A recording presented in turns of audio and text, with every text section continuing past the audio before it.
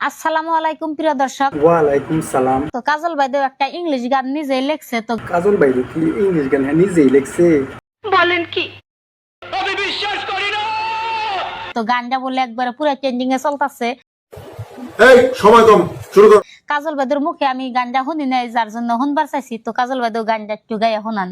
যে ইংলিশ গানটা কিংবা লেখছে শুনি একটু রাসম ইংলিশ গানও চলে দিয়ে আজকাল। ঠিক আছে, একটু শুনাইন শুনি ইংলিশ গানটা কিরম টাইলে রয়েছে। I am your sweet lover, oh my dear. I am your sweet lover.